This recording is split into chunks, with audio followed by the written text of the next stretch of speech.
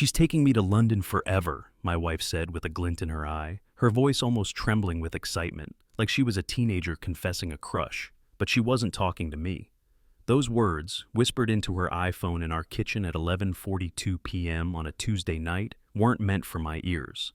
I stood in the hallway just far enough back that the shadows covered me, my palms pressed against the drywall, my heart thudding like it was trying to punch its way out of my chest. I shouldn't have heard it. At least, that's what she thought. And she had no idea that I had already been telling Reddit about my suspicions for weeks.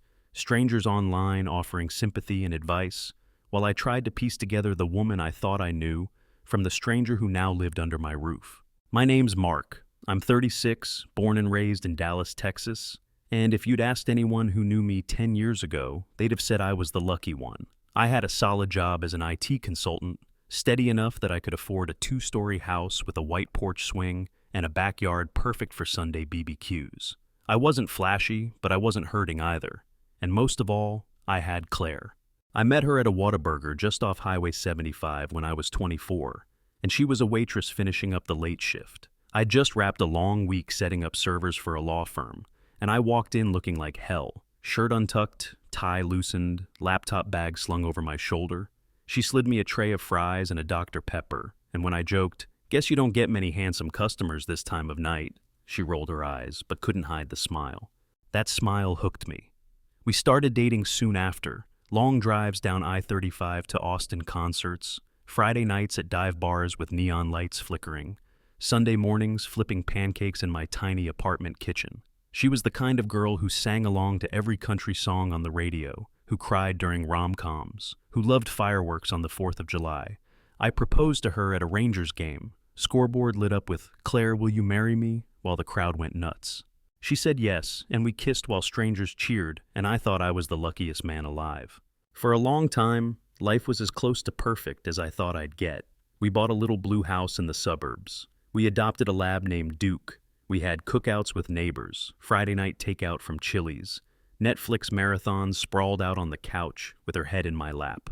She'd leave little notes in my lunch bag, doodles of hearts on napkins. We weren't rich, but we had each other. That was enough. Or at least it used to be. Looking back, the cracks didn't show up all at once. They crept in quietly, like weeds in the yard you don't notice until they're choking the grass. At first, it was her new friends from work. She'd started a job at a high-end travel agency downtown, and suddenly she was talking about London, Paris, Rome, names that made our simple Dallas life feel small. She laughed differently when she talked about her boss, a sharp-dressed guy named Nathan who'd lived in Europe for years. "He just knows so much about the world," she said one night over dinner, her eyes shining. I told myself it was just admiration, professional stuff. Then came the late nights. At first, they were client dinners or networking events. I'd text her around 9 p.m., and she'd reply hours later with something vague. "Still out? Don't wait up." When she did come home, she smelled of expensive perfume that wasn't hers and the faint tang of gin. Her phone, once left charging openly on the counter, now lived in her purse or face down on the nightstand. When I'd ask about it, she'd snap, "God, Mark, do you not trust me?" and retreat into silence. It wasn't just the absences. It was the way she looked at me, or more accurately, the way she didn't. That spark in her eyes when she used to talk about our future, the kids we'd have, the trips we'd take. It was gone, replaced by something cooler, distracted, like her mind was always somewhere else. I'd catch her staring off, her lips twitching with a secret smile, the kind you don't share with your husband anymore. The night that burned itself into my brain came on a Saturday in May. We were invited to a neighbor's backyard BBQ. Normally, Claire loved these get-togethers. She'd bring her famous potato salad, chat with the wives, sip Bud Light while I manned the grill. But this time, she was glued to her phone, thumbs flying across the screen, a smirk tugging at her lips. When I asked who she was texting, she snapped, "Work stuff, you wouldn't get it." Hours later, when we got home, she slipped into the bathroom and whispered into her phone. I stood outside the door, listening. That was the first time I heard her say, "London." "Just wait, it's almost done," she murmured, her voice low but urgent. "He doesn't suspect anything. Soon I'll be free. He's taking me to London forever." Those words froze me. My wife wasn't just distracted or tired from work. She was planning a future without me, with someone else. But here's the thing. By the time I heard that sentence, I wasn't the clueless husband she thought I was. For weeks, I'd been documenting everything on Reddit. I'd posted under a throwaway account, detailing her late nights, the strange perfume, the secretive smiles. Strangers online told me what I didn't want to admit, that she was cheating, that I needed to dig deeper. Some even told me exactly how to catch her. I didn't tell her I'd followed their advice. I stood there in the hallway, her voice echoing through the door. And I knew two things. First, that my marriage as I knew it was over, and second, that she had no idea what was waiting for her when the truth came out. Not just from me, but from thousands of strangers already watching our story unfold. And that was the moment I realized. Claire thought she was writing her own ending. She didn't know I was already writing mine. When I tell people about that night, the one where I heard her whisper, "He's taking me to London forever," they usually ask me why I didn't just storm into the bathroom right then and demand the truth. But the thing about betrayal is, once you've been cut that deep, instinct doesn't push you to fight. It pushes you to gather, to collect every scrap of evidence so that when the blade comes down, it's not wild rage but clean precision. That's exactly what I did. The very next morning, Claire was humming in the kitchen like nothing happened, frying eggs and scrolling her phone between flips. She leaned over, kissed my cheek, and said, "Don't forget your lunch." I looked at her and thought, my God, she's good.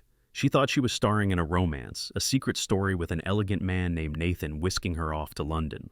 But she had no clue that she was already a character in another story, a Reddit betrayal saga. Thousands of strangers were following blow by blow. The changes in her routine became impossible to ignore once I started paying attention.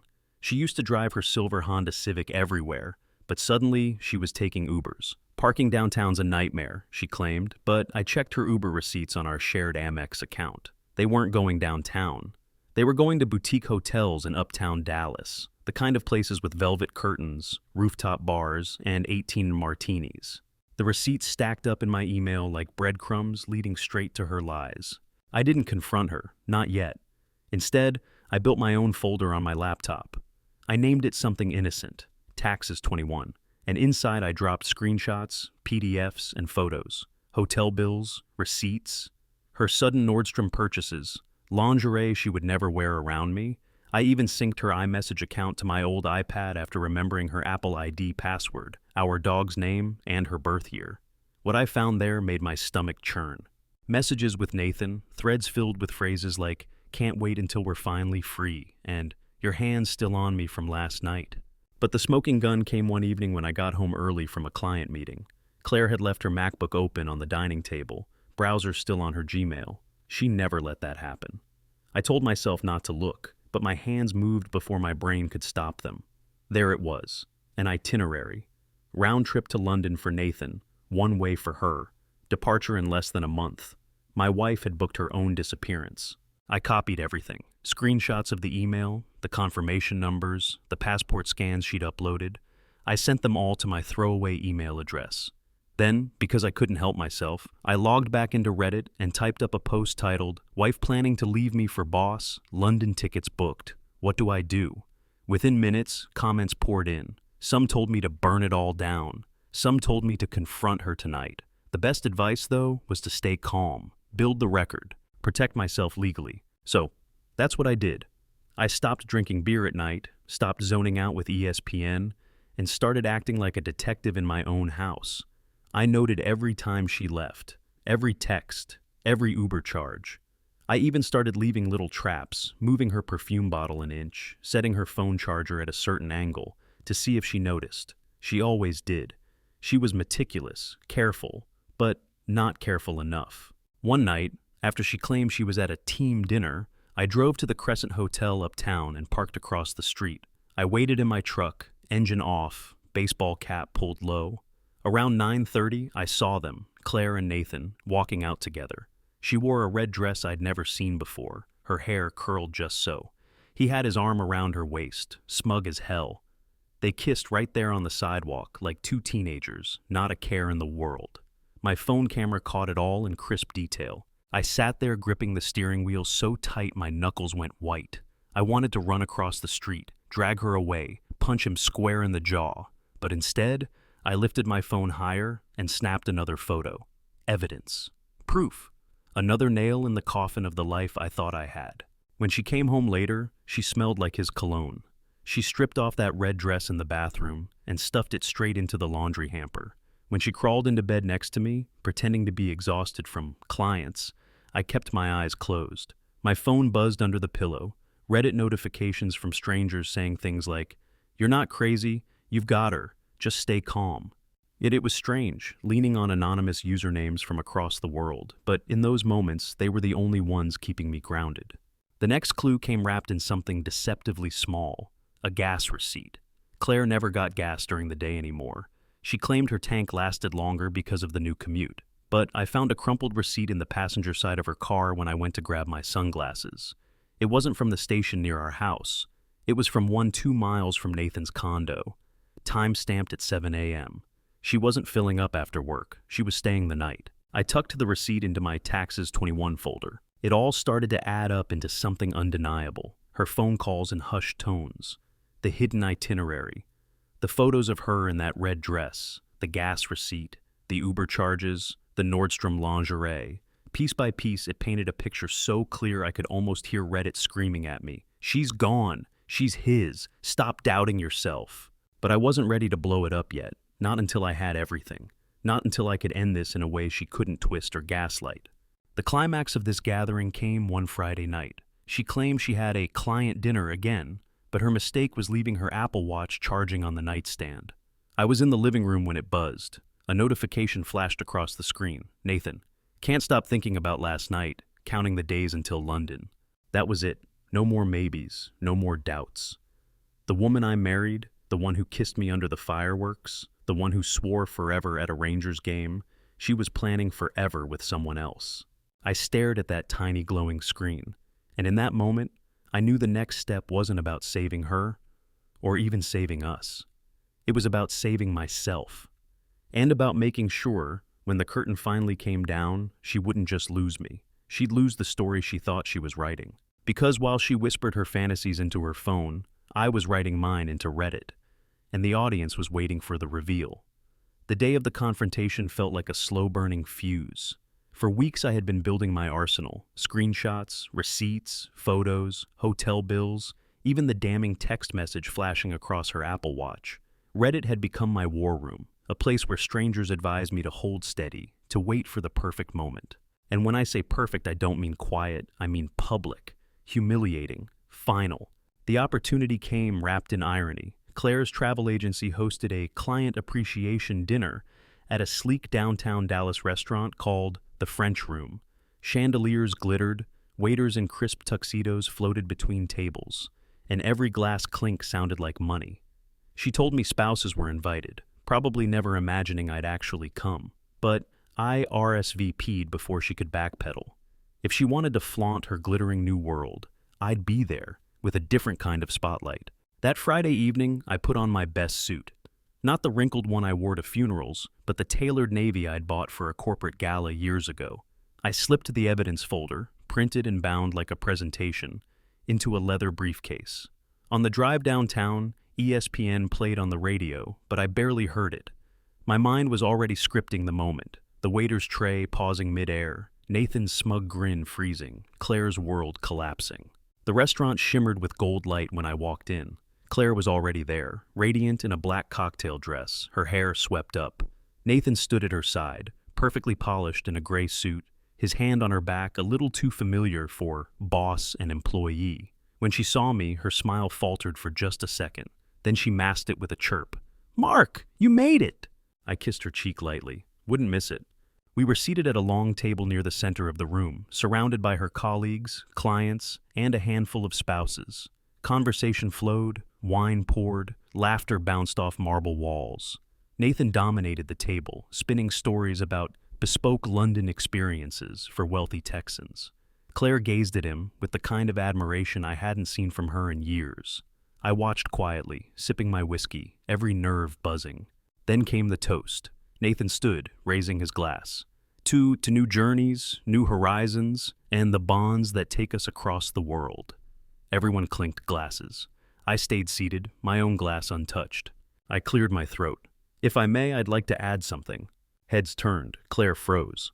I stood slowly, briefcase in hand, and set it on the white tablecloth. The click of the latches opening sounded louder than the music from the string quartet. "You know," I said, my voice calm, almost conversational, "marriage is supposed to be about trust, about building a life together. My wife and I promised that to each other years ago. But promises don't mean much if one person rewrites the story behind the other's back." A murmur rippled through the table. Claire's eyes widened, her hands gripping her napkin like it might save her. I pulled out the first sheet, a photo of Claire and Nathan outside the Crescent Hotel, her red dress gleaming under the streetlight, their lips locked in a kiss. I laid it flat in the center of the table. Gasps erupted. Next came the hotel receipts, the Uber charges, the lingerie orders. Each piece slid across the linen like cards in a poker game, building a royal flush no one could beat. Finally, I placed the airline itinerary, the one-way ticket to London, in her name. The room went silent except for the clinking of ice in someone's glass. Claire's voice cracked first. "Mark, this isn't what it looks like." Nathan cut in, his smooth confidence wavering. "You're making a scene. Let's discuss this privately." I smiled coldly. "Oh, it's not private anymore. In fact, thousands of people already know. I've been sharing this entire saga online, and tonight's reveal is exactly what they've been waiting for." A woman across the table gasped. Someone muttered, "Jesus." The waiter hovering nearby shifted uncomfortably, tray trembling in his hand. Claire reached for my arm, desperation in her eyes. "Please, Mark, don't do this here." I pulled my arm back. "Why not here? You've been parading around like a loyal wife while planning a new life with him. You said, and I quote, 'He's taking me to London forever.'" Her face drained of color. I turned to Nathan. "And you, sleeping with a married woman on company time, planning to smuggle her out like stolen luggage. Does your board know? Do your clients?" The man's jaw clenched. He tried to regain composure, but his hand shook when he set down his wine glass. Phones came out, colleagues snapping photos of the evidence, others pretending to text, but clearly recording. This wasn't just a confrontation anymore. It was a public unmasking. Claire broke then. Tears streaked her makeup, her voice rising into a shriek. "You don't understand. I was unhappy. I needed more, and he gave me that." "You were boring, Mark. You were safe. I wanted adventure." Her words sliced through me, but instead of blood, they sparked steel. I leaned forward, my voice low enough that everyone leaned in to hear. "You could have told me. You could have left. Instead, you chose betrayal, and now you get to live with the consequences." With that, I gathered the papers back into the folder, snapped the briefcase shut, and straightened my suit. The waiter dropped a glass somewhere in the room, the shatter echoing like punctuation. I looked at Claire one last time. "Enjoy London, if you ever make it there. Just remember, you're already famous on Reddit." Then I walked out. My footsteps on the marble floor were the only sound until the heavy restaurant doors closed behind me. As I stepped into the humid Dallas night, my phone buzzed in my pocket. Notifications exploded. Reddit replies flooding in after I live posted the confrontation from the men's room minutes before stepping out. I didn't even need to look to know the comments were cheering, screaming, vindicated on my behalf. But as I got into my truck and drove off, the adrenaline started to fade, replaced by a hollow ache. I'd won the reveal. I'd exposed the truth. Yet all I could think was, what now? Because after the applause dies down, after the gasps and whispers fade, you're left with silence. And in that silence, the real story begins. The morning after the restaurant confrontation, the house felt different, quiet, but not peaceful. Like the air had been vacuum sealed, pressing against my chest every time I walked from room to room. Claire hadn't come home that night. Her side of the bed was still neatly made, pillow untouched. Duke, our lab, sat at the foot of the bed staring at the door, confused. Dogs know when something's broken. He kept whining low, like he was asking me where she went. I brewed coffee strong enough to peel paint and sat on the porch swing, scrolling through my phone. My Reddit post had gone viral overnight. Tens of thousands of upvotes, hundreds of comments, strangers dissecting every detail, debating whether I went too far or not far enough. Some praised me as a legend, others warned about legal fallout. But one comment stuck with me. "Now that you've burned the bridge, make sure you don't drown in the river." That line hit hard, because even though I had delivered the perfect public reveal, I wasn't done. There were legal papers to file, bank accounts to separate, a house to fight for. And under all that, grief, thick and sticky like molasses in my chest. Claire tried calling me that afternoon. I didn't answer. She sent texts, paragraphs of apologies mixed with anger. "You humiliated me. You didn't have to do it like that." Followed by, "I loved you once. I didn't mean for it to go this far." Then finally, "Please, can we talk?" I let them sit unanswered. I screenshotted everything for the folder. On Monday, I met with a divorce lawyer downtown. A sharp woman named Denise who didn't waste time with pity. She flipped through my folder of evidence, photos, receipts, messages, and nodded. "This is airtight," she said. "You'll get the house, the dog, and you won't be stuck paying alimony. She'll fight, but she doesn't have a leg to stand on." Walking out of that office, I felt lighter. Not happy, but like I'd finally set down a weight I'd been carrying since the first night she came home smelling like gin and someone else's cologne. The weeks blurred together with paperwork and hearings. Claire showed up to mediation looking hollow, her once bright energy dulled to ashes. Nathan didn't show. Rumor was his company had quietly transitioned him out after clients caught wind of his affair with a married employee. I didn't gloat. I just sat there, pen in hand, and signed my name again and again, each stroke carving her out of my life a little more. By the time the judge finalized our divorce, fall had settled over Dallas. Leaves crisped on the sidewalks, the air cooled just enough to smell like football season. I walked out of the courthouse with Duke on a new leash I'd bought, a free man in the eyes of the state. Healing didn't come in a grand wave. It came in small, ordinary pieces. Saturday mornings frying bacon while ESPN played on the kitchen TV. Cold Bud Light on the porch while Duke chased squirrels in the yard. Finding an old crayon drawing Claire had tucked into a drawer years ago, labeled "Future Kids." A house, 2 stick figures holding hands, a dog with floppy ears. I looked at it for a long time, then folded it neatly and tucked it away. Some nights, the loneliness hit hard. The other side of the bed stretched empty, and I'd stare at the ceiling replaying everything. The kiss outside the crescent, her whisper about London, the gasps at the French room. But instead of drowning, I let the silence settle. I told myself peace wasn't loud. Peace was choosing not to answer her texts. Peace was walking Duke around White Rock Lake at sunset, letting the wind sting my face. Peace was opening Reddit one last time, typing out a final update. Divorced, free, moving forward. Sometimes the trash takes itself out. The comments flooded in, applause, sympathy, even a few jokes. But I didn't linger. I closed the app, deleted the throwaway account, and stepped outside into the cool night air. For the first time in months, I wasn't writing for strangers. I was just living for me. Weeks later, I found myself at a diner off I-30, the same kind of place Claire and I used to haunt when we were young and stupid. Vinyl booths, Formica tables, coffee refilled before the cup hit the saucer.